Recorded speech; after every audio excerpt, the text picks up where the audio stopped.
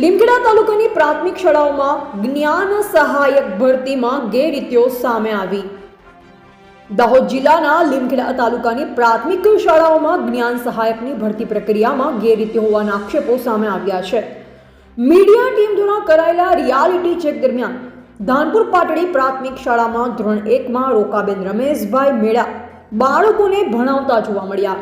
પૂછપરછ દરમિયાન તેમણે જણાવ્યું કે તેઓ માત્ર ધોરણ 12 પાસ છે અને 3 વર્ષના કરાર આધારિત જ્ઞાન સહાયક તરીકે કામ કરે છે। આ ઉપરાંત બાલવાટિકામાં પણ ધોરણ 12 પાસ મકોણા મનીષાબેન બાબુભાઈ બાળકોને શૈક્ષણિક પ્રવૃત્તિ કરતા જોવા મળ્યા।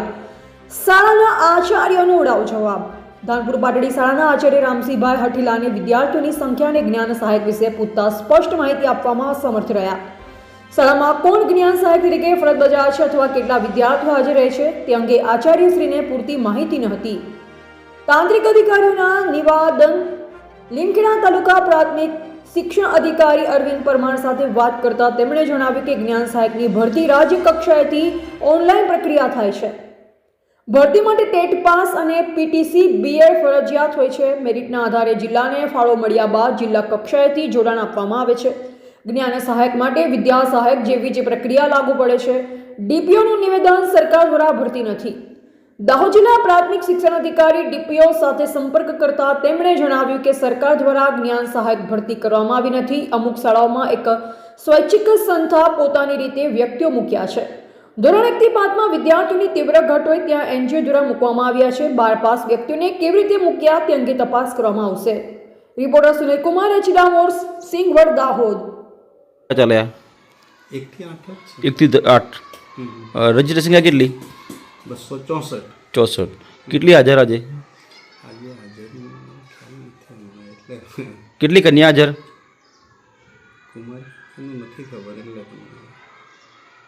તમે સાહેબ આચાર્ય તરીકે ફરજ બજાવો છો ધાનપુર પાટડી પ્રાથમિક શાળામાં અને તમને આચાર્ય તરીકે કેટલા બાળકો હાજર છે એ ખબર નથી સાહેબ કેટલા કુમાર હાજર છે ખબર છે કેટલી કન્યા બાળક અને બાળકો કેટલા હાજર છે સાહેબ તમને ખબર નથી આચાર્યને સાહેબ પહેલાં ખબર હોય છે ને તો એમનું સાહેબ તમે હાજરી પૂરો છો।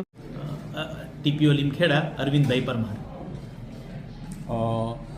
સાહેબ લીમખેડા તાલુકામાં કેટલી શાળાઓમાં જ્ઞાન સહાયકની ભરતી કરવામાં આવેલી છે હાલમાં?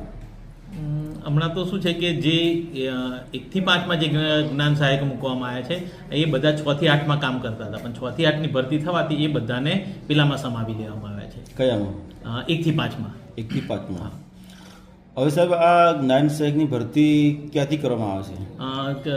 રાજ્ય કક્ષાએથી એ લોકો ત્યાં ટેટ પરીક્ષા પાસ હોય એ લોકોને ઓનલાઈન ફોર્મ ભરવામાં આવે।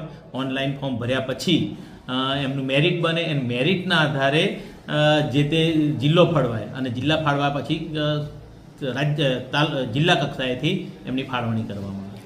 આમાં સાહેબ 12 ધોરણ પાસ લેવામાં આવે છે? ના, 12 ધોરણ પછી નહીં, એમને ટેટ ફરજિયાત છે। ટેટ ફરજિયાત? હા, એટલે ટેટ ક્યારે પાસ કરી શકે? કાં તો એ પીટીસી કરેલું હોય કાં તો બીએડ કરેલું હોય। એટલે પીટીસી કે બીએડ કરેલું હોય અને ટેટ પાસ હોય તો જ્ઞાન સહાયકમાં લેવામાં આવે।